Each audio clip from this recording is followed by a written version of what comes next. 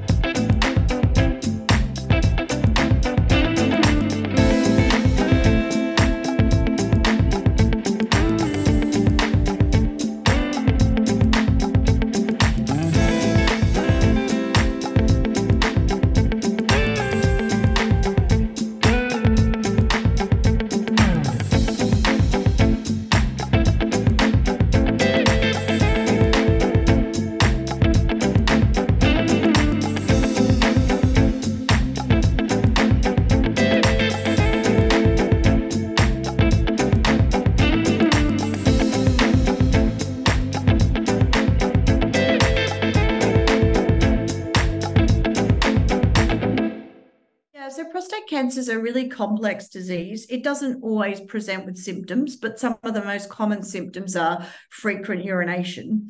I think from the point of diagnosis onwards, a man's journey with prostate cancer is unique to him and really different to a lot of journeys that women and their friends go on with other cancers that might affect women. A lot of men, prostate cancer is something you can live with. It can cause all sorts of kind of side effects that are tracked and monitored, like constant urination, like I said, and fatigue. I think the real issues in a relationship come about when a man is diagnosed with prostate cancer. So a man diagnosed with prostate cancer has a really complicated, treatment pathway. So depending on the type of cancer he has, he could be advised by his healthcare professionals to do what we call active surveillance, which is monitoring the disease on an annual basis with a blood test, checking its progression, and really assuming that prostate cancer is not going to grow, it's not going to kill you, and it's something you could live with without invasive treatment.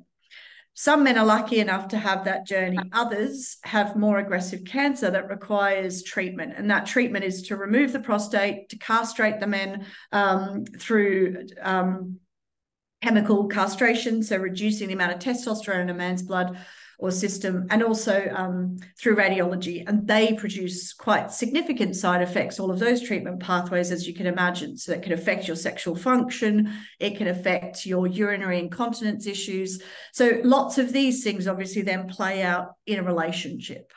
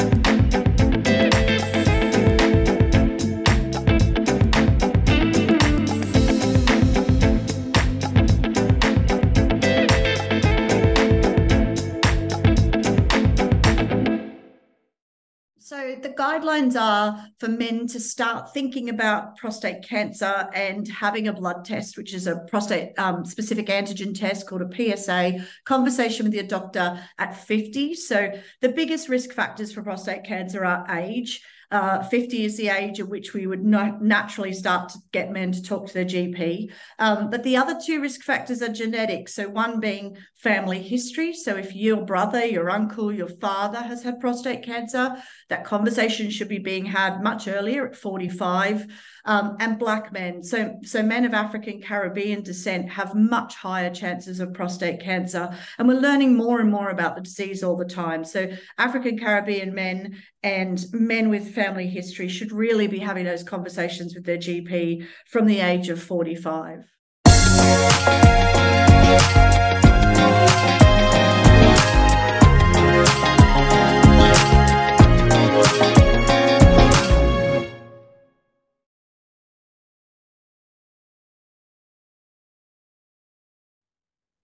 So I think the role always of a partner is to understand our journey. And there are some fantastic resources offered by Prostate Cancer UK and Macmillan to support the partners of men when we think about helping them through this journey. I think asking lots of questions and being able to get a man to open up about his own feelings around the cancer journey he's going through. Obviously, things like impotence and incontinence are incredibly debilitating and often men can be filled with quite a stigma and shame.